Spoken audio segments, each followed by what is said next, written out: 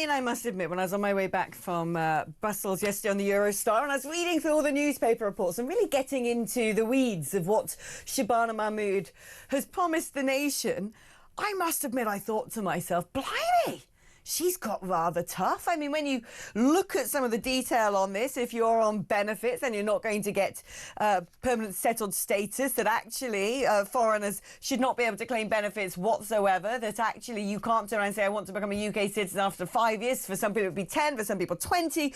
I was like, oh, the Labour Party are never going to allow any of this stuff to be implemented.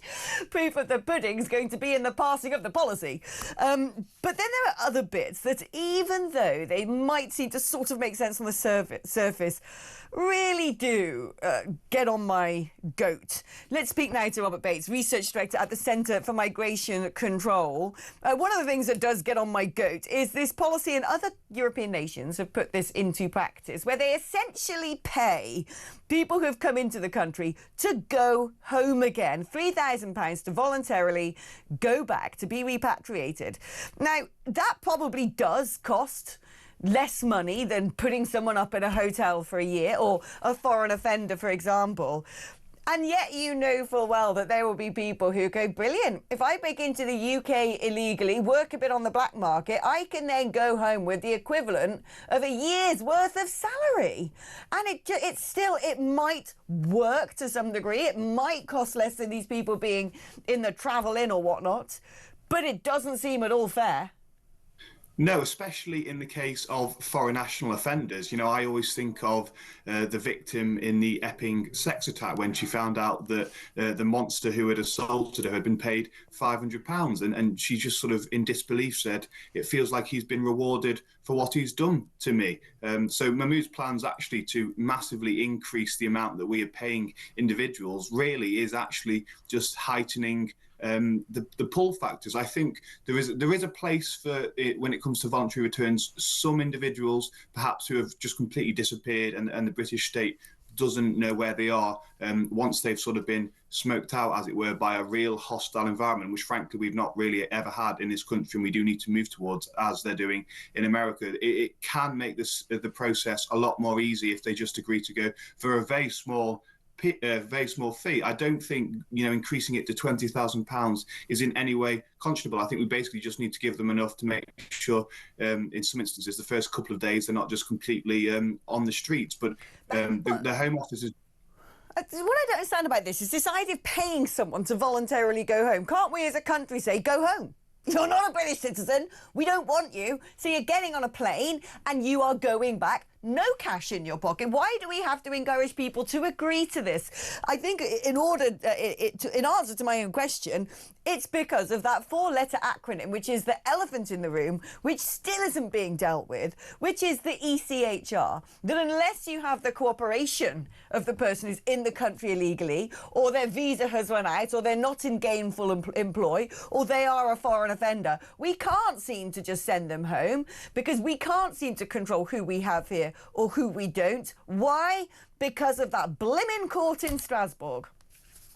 Well, I agree, and especially if, you know, we've gone to the effort with immigration enforcement to actually track these individuals down and to make that arrest. I think once they're in a detention facility, actually offering them money really is a bit ridiculous, because at that point you're effectively being held ransom, and they're blackmailing you to give them money. But I think if we've got individuals sort of lurking in a black economy where immigration enforcement, which is far too underfunded in this country, has not been able to detect them, then we actually need to consider some inducement, but nowhere near the inducement that Mahmood is actually putting in place.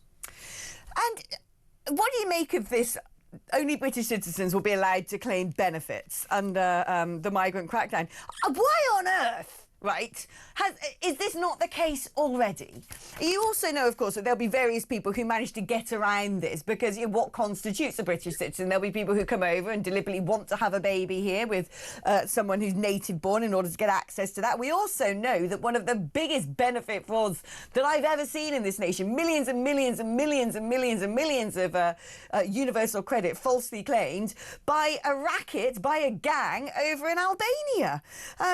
And you look at this, and I think I've worked in plenty of countries around the world that when my contract has come to an end, I've come home. Otherwise, I'd be living on the streets in that country. They would not have extended any sort of financial support to me.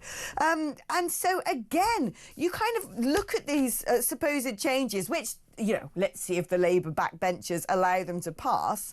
There will be a gazillion loopholes that people will use, and lawyers will happily make a mint on helping people do just that. When from the beginning, it should have been utterly unconscionable that somebody who's not paid into the system, somebody who is not from this country, should not automatically be given social housing. And yet, most of the time, they're at the front of the queue.